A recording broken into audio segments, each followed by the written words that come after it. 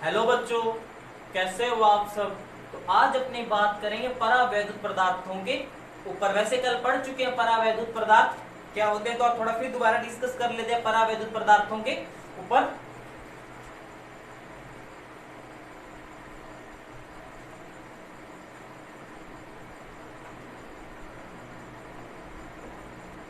तो मैंने कल बताया था जो परावैद्युत पदार्थ होते हैं एक प्रकार के कुचालक पदार्थ होते हैं, और अपने को कुचालक पदार्थों के अंदर विद्युत धारा का प्रवाह है नहीं होता है। तो इसकी डेफिनेशन क्या बनेगी, वे कुचालक पदार्थ जिनमें विद्युत धारा का प्रवाह है नहीं होता है, परंतु इनको बाह्य विद्युत क्षेत्र में रखने पर विद्युत धारा या विद्युत क्षेत्र के प्रवाहों को क्या करते हैं, संचरण करते हैं। तो वे पदार्थ क्या कहलाते हैं, परावैद्युत पदार्थ कहलाते हैं। तो परावैद्युत पदार्थ दो प्रकार के होते हैं। पहला होता है अध्रुवीय परावैद्युत पदार्थ, दूसरा होगा ध्रुवीय परावैद्युत पदार्थ। ठीक है, तो अगर अपने इन परावैद्युत पदार्थों को कौन सी ध्रुवीय और अध्रुवीय परावैद्युत पदार्थों को बाह्य विद्युत क्षेत्र में रखें तो इनके अंदर कैसे विद्युत क्षेत्र प्रभावित होगा। तो मैं थोड़ा सा बता देता हूं, अगर परावैद्युत पदार्थों को बाह्य विद्युत क्षेत्र में रखते हैं तो इनके आवेशों का जो वितरण होता है पुनः व्यवस्थित होता है। जो इन पे आवेश वितरण होता है वो क्या होता है, बाह्य विद्युत क्षेत्र में रखने पर पुनः व्यवस्थित होता है। इन आवेशों के वितरण के कारण ही जो परावैद्युत पदार्थ होते हैं इनके अंदर विद्युत क्षेत्र क्या होता है, प्रभावित होता है। तो सबसे पहले देखेंगे अगर अध्रुवीय परावैद्युत पदार्थों को बाह्य विद्युत क्षेत्र में रखें तो क्या प्रभाव पड़ेगा। फिर देखेंगे ध्रुवीय परावैद्युत पदार्थों को बाह्य विद्युत क्षेत्र में रखें तो क्या प्रभाव पड़ेगा। तो सबसे पहले बात करते हैं अध्रुवीय परावैद्युत पदार्थों पे। पॉइंट है अपना, अध्रुवीय परावैद्युत पदार्थों पर बाह्य विद्युत क्षेत्र का क्या प्रभाव पड़ेगा। तो सबसे पहले अपने को यह पता होना चाहिए अध्रुवीय परावैद्युत पदार्थ क्या होते हैं, जो मैंने आपको कल बता दिया था कि अध्रुवीय परावैद्युत पदार्थ वे पदार्थ होते हैं जिनके धनावेश और ऋणावेश का केंद्र क्या होता है, संपाती होता है, मतलब एक ही होता है। धना प्लस और माइनस का जो केंद्र होता है इनके आवेशों का वो क्या होता है, एक ही होता है, मतलब संपाती होता है। तो उन पदार्थों को क्या बोलते हैं, अध्रुवीय परावैद्युत पदार्थ बोलते हैं। तो सबसे पहले मैंने यहाँ पे कोई एक अध्रुवीय परावैद्युत पदार्थ लिया है, अध्रुवीय परावैद्युत पदार्थ लिया मैंने कोई। अब देखो इसको क्या किया, पहले मैंने बाह्य विद्युत क्षेत्र की अनुपस्थिति की बात करूं, इसको मैंने बाह्य विद्युत क्षेत्र के अंदर लाकर नहीं रखा है। तो ये मैंने इसके कोई भी अध्रुवीय पदार्थ के कोई अणु दिखाए हुए हैं यहाँ पे, जिनके देखो प्लस और माइनस इन सभी के केंद्र क्या है, संपाती है। अब देखो अगर दोनों के केंद्र प्लस और माइनस के केंद्र एक ही हैं, प्लस और माइनस के केंद्र क्या है, एक ही हैं, तो इनके जो बीच का डिस्टेंस होगा प्लस और माइनस का मतलब 2a, जिसको भी डिस्टेंस बोलते हैं, दोनों आवेशों के जो बीच की दूरी होगी कितनी होगी, 0 होगी। तो मतलब इस अणु का, एक अणु की बात कर रहे हैं, मतलब प्लस और माइनस के बीच में डिस्टेंस कितनी है, 0। तो इस एक अणु का जो विद्युत द्विध्रुव आघूर्ण होगा वो कितना होगा, 0 होगा। बाह्य विद्युत क्षेत्र की अनुपस्थिति में बात करें, इसी प्रकार इस अणु का भी कितना होगा, 0 होगा। तो बाह्य विद्युत क्षेत्र के अंदर अनुपस्थिति में जो अध्रुवीय पदार्थ का विद्युत द्विध्रुव आघूर्णों का परिणामी नेट जो घन प्राप्त होगा वो कितना प्राप्त होगा, अपने को 0 प्राप्त होगा। क्योंकि अपने को होता है प्रत्येक अणु का जो विद्युत द्विध्रुव आघूर्ण होगा वो कितना प्राप्त होगा, 0। तो इस प्रकार पूरे पदार्थ अध्रुवीय पदार्थ कितना प्राप्त हो जाएगा, पी नेट अपने को 0 प्राप्त हो गया। फिर मैंने क्या किया, इस अध्रुवीय परावैद्युत पदार्थ को बाह्य विद्युत क्षेत्र के अंदर लाकर रख दिया। मतलब बाह्य विद्युत क्षेत्र की डायरेक्शन क्या अपने को इस तरफ दिखा रखी है मैंने। मतलब अब इस अध्रुवीय पदार्थ को मैंने कहा ले आया, बाह्य विद्युत क्षेत्र के अंदर ले आया। तो मैं सिर्फ एक अणु पे आपको समझा देता हूं। देखो जब हमने इसको बाह्य विद्युत क्षेत्र के अंदर नहीं रखा था तो इसका जो द्विध्रुव आघूर्ण था वो कितना प्राप्त हुआ था, 0 प्राप्त हुआ। जैसे मैंने इसको बाह्य विद्युत क्षेत्र के अंदर लाके रखा तो प्लस आवेश पर जो बल लगता है वो कहां लगता है, विद्युत क्षेत्र की दिशा में लगता है। तो मतलब जो प्लस आवेश का जो वितरण केंद्र होगा वो कहां हो जाएगा, विद्युत क्षेत्र की दिशा में हो जाएगा। और माइनस आवेश पर जो बल लगता है वो हमेशा विद्युत क्षेत्र के विपरीत दिशा में लगता है। तो माइनस आवेश का जो वितरण केंद्र होगा, आवेश वितरण केंद्र होगा वो विद्युत क्षेत्र के विपरीत दिशा में हो जाए, कुछ इस प्रकार मिलेगा। तो प्लस आवेश का जो वितरण केंद्र होगा वो तो कहां होगा, विद्युत क्षेत्र की दिशा में हो गया और माइनस आवेश का जो वितरण केंद्र था वो विद्युत क्षेत्र के क्या हो गया, विपरीत दिशा में हो गया। इसी प्रकार प्रत्येक अणु का अपने को क्या पता लगेगा कि प्लस आवेश का जो वितरण केंद्र होगा वो तो कहां हो जाएगा, विद्युत क्षेत्र की दिशा में हो जाएगा, और माइनस आवेश का जो वितरण केंद्र होगा वो विद्युत क्षेत्र के क्या हो जाएगा, विपरीत दिशा में हो जाएगा। अब किसी एक अणु के विद्युत द्विध्रुव आघूर्ण की बात करें तो अब देखो इनके बीच में कोई ना कोई डिस्टेंस आएगी ना, फोर्स लगेगा तो दोनों क्या हो जाएंगे, वितरण केंद्र क्या होंगे, अलग अलग होंगे। तो इस एक अणु का कोई ना कोई अपने को निश्चित विद्युत द्विध्रुव आघूर्ण मिलेगा। इसी प्रकार इस अणु का भी क्या मिलेगा, निश्चित द्विध्रुव आघूर्ण मिलेगा। तो अपने कह सकते हैं बाह्य विद्युत क्षेत्र की उपस्थिति में जो अध्रुवीय परावैद्युत पदार्थ है उसका जो कुल विद्युत द्विध्रुव आघूर्ण होगा वो शून्य नहीं होगा। जो पी नेट प्राप्त होगा अपने को वो नॉट इक्वल क्या होगा, शून्य होगा, क्योंकि अपने को पता है जो एक अणु है उसका कोई ना कोई विद्युत द्विध्रुव, निश्चित विद्युत द्विध्रुव आघूर्ण होगा। इसी प्रकार सभी अणुओं का जो एक निश्चित विद्युत द्विध्रुव आघूर्ण प्राप्त होगा, और किस दिशा में प्राप्त होगा अपने को, इस दिशा में प्राप्त होगा, माइनस से प्लस की ओर विद्युत द्विध्रुव की दिशा होती है। अगर अपने बात करें विद्युत द्विध्रुव आघूर्ण बाह्य विद्युत क्षेत्र की दिशा इस प्रकार ले लेते तो आघूर्ण की दिशा भी अपने को कहां मिलती, इसी डायरेक्शन में मिल जाती। तो ये था अपने पास अध्रुवीय परावैद्युत पदार्थ को जो बाह्य विद्युत क्षेत्र में रखेंगे तो इसके अंदर कोई ना कोई विद्युत द्विध्रुव आघूर्ण उत्पन्न हो जाएगा, जिससे अध्रुवीय परावैद्युत पदार्थ के अंदर कोई ना कोई विद्युत क्षेत्र प्रभावित होगा। हाँ, एक बात और, इसे अध्रुवीय परावैद्युत पदार्थों का ध्रुवण भी कहते हैं। इसे अध्रुवीय परावैद्युत पदार्थ का ध्रुवण भी कहते हैं, ध्रुवण भी कहते हैं। तो दोबारा बता देता हूं, मेरे पास कोई अध्रुवीय परावैद्युत पदार्थ था, इसको पहले मैंने कहां रखा, बाह्य विद्युत क्षेत्र की अनुपस्थिति की बात की, मतलब यहां पर कोई विद्युत क्षेत्र नहीं है। तो कोई भी विद्युत क्षेत्र नहीं था तो प्रत्येक अणु का जो विद्युत द्विध्रुव आघूर्ण मिला था वो कितना मिला था, शून्य मिला था। तो पूरे अध्रुवीय परावैद्युत का जो कुल विद्युत द्विध्रुव आघूर्ण था वो भी अपने कितना मिला, 0। क्यों, क्योंकि प्रत्येक अणु का जो केंद्र था वो क्या था, संपाती था, मतलब प्लस और माइनस जो धनावेश और ऋणावेश का केंद्र क्या था, एक ही था। तो उनके बीच की डिस्टेंस कितनी हुई, 0 हुई। 0 होने के कारण प्रत्येक अणु का जो विद्युत द्विध्रुव आघूर्ण क्या था, 0 प्राप्त हुआ। जैसे ही मैंने इसको विद्युत बाह्य विद्युत क्षेत्र के अंदर लाके रख दिया तो धनावेश और ऋणावेश के जो वितरण केंद्र थे वो क्या हुए, जो प्लस आवेश था उसका वितरण केंद्र कहां हो गया, विद्युत क्षेत्र की दिशा में हो गया, और माइनस आवेश का वितरण केंद्र विद्युत क्षेत्र की विपरीत दिशा में हो गया। तो दोनों के वितरण केंद्र क्या हुए, अलग अलग हो गए। अलग अलग होने के कारण इनके प्रत्येक अणु के अंदर क्या हो गया, एक निश्चित विद्युत द्विध्रुव आघूर्ण प्रेरित हो गया, जिससे अपने कह सकते हैं कि पूरे अध्रुवीय परावैद्युत पदार्थ के अंदर कोई ना कोई विद्युत द्विध्रुव आघूर्ण प्रेरित हो गया, जिससे अध्रुवीय परावैद्युत पदार्थ के अंदर कोई ना कोई विद्युत क्षेत्र प्रभावित हो जाता है। इसे अपने अध्रुवीय पदार्थों का ध्रुवण भी कहते हैं। अब ध्रुवण शब्द है, इसको मैं थोड़ी देर बाद डिस्कस कर लूंगा, जैसे ध्रुवीय परावैद्युत पदार्थों के बाद में अपने ध्रुवण के बारे में पढ़ लेंगे।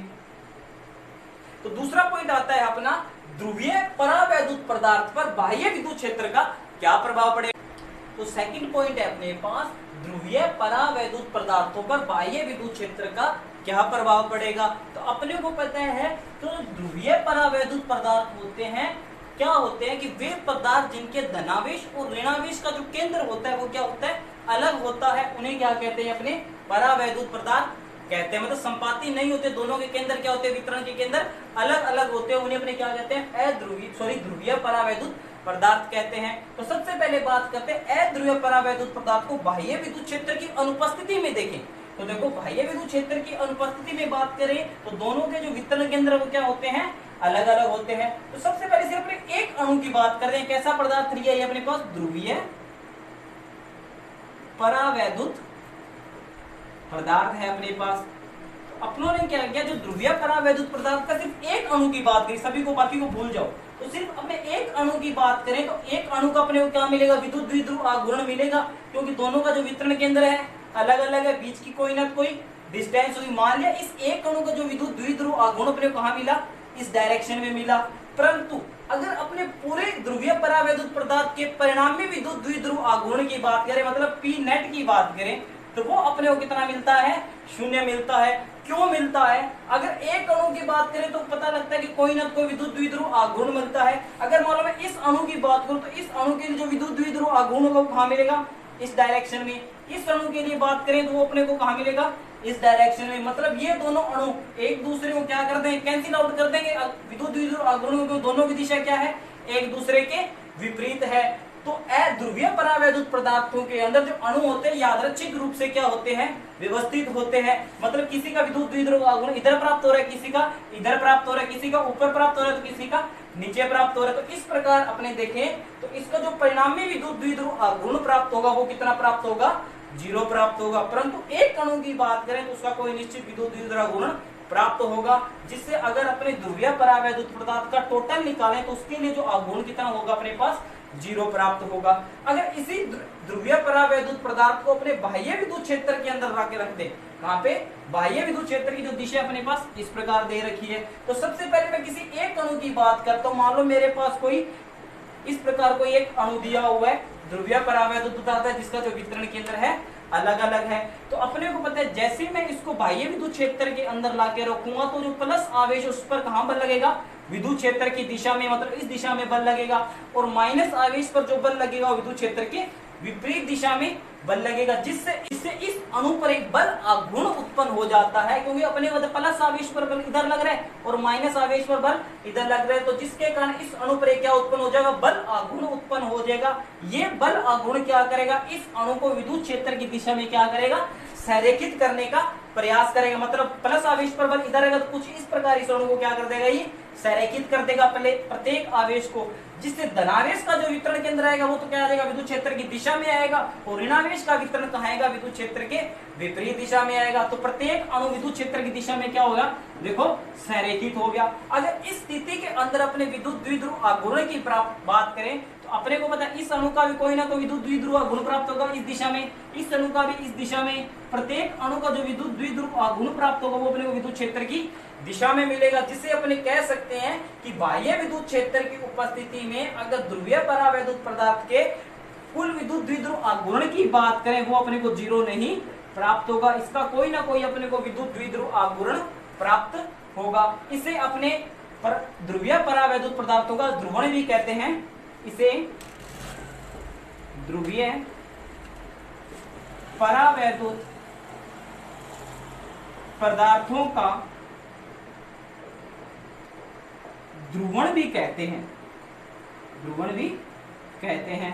दोबारा बता देते हैं आपको कि सबसे पहले मैंने क्या किया था, कोई अध्रुवीय परावैद्युत पदार्थ लिया तो जो यादृच्छिक रूप से क्या था, व्यवस्थित था। उसके एक अणु का तो अपने को क्या प्राप्त हुआ, निश्चित विद्युत द्विध्रुव आघूर्ण प्राप्त हुआ था। कब, बाह्य विद्युत क्षेत्र की अनुपस्थिति में। अगर पूरे ध्रुवीय परावैद्युत पदार्थ की बात करें तो उसके लिए कुल विद्युत द्विध्रुव आघूर्ण प्राप्त हुआ था वो अपने को कितना प्राप्त हुआ था, 0 प्राप्त हुआ था। क्योंकि अपने को पता है कोई दूसरा आघूर्ण इस पहले वाले आघूर्ण को क्या कर देगा, कैंसिल कर देगा। इस प्रकार बहुत सारे अणु है इसके अंदर, वो एक दूसरे के आघूर्णों को क्या कर देंगे, कैंसिल आउट कर देंगे। जैसे मैंने इस ध्रुवीय परावैद्युत पदार्थ को बाह्य विद्युत क्षेत्र के अंदर लाके रखा तो प्रत्येक अणु पर एक बल आघूर्ण उत्पन्न हो जाता है, जिसके कारण प्रत्येक अणु को क्या कर देता है, बल आघूर्ण विद्युत क्षेत्र की दिशा में संरेखित कर देता है, जिससे अपने को प्रत्येक अणु का एक निश्चित द्विध्रुव आघूर्ण प्राप्त होता है। और अगर पूरे ध्रुवीय परावैद्युत पदार्थों के कुल विद्युत द्विध्रुव आघूर्ण की बात करें कब, जब बाह्य विद्युत क्षेत्र की क्या हो, उपस्थिति हो, तो अपने को जो कुल विद्युत द्विध्रुव आघूर्ण होता है वो 0 प्राप्त नहीं होता है। कोई ना कोई अपने को विद्युत द्विध्रुव आघूर्ण प्राप्त होगा। तो ये था अपने पास परावैद्युत पदार्थों का बाह्य विद्युत क्षेत्र की अनुपस्थिति में प्रभाव। तो परावैद्युत पदार्थों को जैसे अपने बाह्य विद्युत क्षेत्र के अंदर लगा तो कोई ना कोई, जो ध्रुवीय की बात करें चाहे अध्रुवीय की बात करें, तो उसके अंदर कोई ना कोई विद्युत क्षेत्र का क्या होगा, प्रभावित हो जाता है उसके अंदर, क्योंकि अपने कोई ना कोई क्या मिला यहाँ पे, विद्युत द्विध्रुव आघूर्ण। अब बात करेंगे अपने ये ध्रुवण शब्द आया था, इसका क्या मतलब है, इसके बारे में पढ़ेंगे। ध्रुवण क्या होता है, तो बात करते हैं ध्रुवण क्या होता है। तो देखते ध्रुवण की डेफिनेशन क्या होगी, बाह्य विद्युत क्षेत्र की उपस्थिति में परावैद्युत पदार्थों में विद्युत द्विध्रुव आघूर्ण का प्रेरित होना ही क्या कहलाता है, ध्रुवण कहलाता है। कि बाह्य विद्युत क्षेत्र के अंदर अगर अपने कोई परावैद्युत पदार्थ ला के रख दे तो उसके अंदर क्या प्रेरित हो जाता है, विद्युत द्विध्रुव आघूर्ण का जो प्रेरित होना ही क्या कहलाता है, ध्रुवण कहलाता है। एक डेफिनेशन और है अपने पास, रेखिक समदैशिक परावैद्युत पदार्थ किसे कहते हैं, इंपॉर्टेंट भी है, बोर्ड एग्जाम में पूछ ली जाती है डेफिनेशन के बारे में कि रेखिक समदैशिक परावैद्युत पदार्थ किसे कहते हैं। तो वे पदार्थ जिनमें प्रेरित विद्युत द्विध्रुव आघूर्ण मतलब पी सदिश, प्रेरित विद्युत द्विध्रुव आघूर्ण बाह्य विद्युत क्षेत्र के क्या हो, समानुपाती होता है। मतलब प्रेरित विद्युत द्विध्रुव आघूर्ण बाह्य विद्युत क्षेत्र के क्या हो, समानुपाती होता है, तो उसे रेखिक समदैशिक परावैद्युत पदार्थ कहते हैं। अगर यहां से मैं समानुपाती का चिन्ह हटा दूं तो मेरे पास एक नियतांक आ जाता है काई ई, इसको बोलते हैं काई और ई वैसे का वैसा, ठीक है। तो काई ई क्या है, यहाँ पे एक नियतांक है, काई ई एक समानुपाती नियतांक है जिसे विद्युत प्रवृत्ति कहते हैं, विद्युत प्रवृत्ति कहते हैं। जो काई ई है इसको अपने क्या बोलते हैं, विद्युत प्रवृत्ति कहते हैं। क्वेश्चन ये भी आ सकता है कि विद्युत प्रवृत्ति किसे कहते हैं, तो आप यहां से डेफिनेशन बना सकते हो। तो काई ई बराबर क्या लिख सकते हैं, पी सदिश अपॉन में ई सदिश, मतलब प्रेरित विद्युत द्विध्रुव आघूर्ण और बाह्य विद्युत क्षेत्र का जो अनुपात होगा वो क्या कहलाएगा, विद्युत प्रवृत्ति कहलाएगा। आप डेफिनेशन लिख सकते हो कि प्रेरित विद्युत द्विध्रुव आघूर्ण और बाह्य विद्युत क्षेत्र का जो अनुपात होता है उसे क्या कहते हैं, अपने विद्युत प्रवृत्ति कहते हैं, काई ई से डिनोट करते हैं। तो ये था अपने पास ध्रुवण और रेखिक समदैशिक परावैद्युत पदार्थ। नेक्स्ट डेफिनेशन है अपने पास कि ध्रुवण घनत्व या ध्रुवण सदिश किसे कहते हैं। तो किसी भी परावैद्युत पदार्थ के इकाई आयतन में जो विद्युत द्विध्रुव आघूर्ण होगा उसे क्या कहेंगे, ध्रुवण सदिश या ध्रुवण। तो किसी भी परावैद्युत पदार्थ के इकाई आयतन का विद्युत द्विध्रुव आघूर्ण ही क्या कहलाता है, ध्रुवण सदिश या ध्रुवण घनत्व। इसे अपने पी सदिश से प्रदर्शित करते हैं। तो ये थी आज की अपनी क्लास परावैद्युत पदार्थ के ऊपर, मतलब परावैद्युत पदार्थों को बाह्य विद्युत क्षेत्र के अंदर रखा था, तो उसके अंदर विद्युत द्विध्रुव आघूर्ण कैसे प्रेरित हुआ था और उसके अंदर विद्युत क्षेत्र कैसे प्रभावित हुआ था। Thank you.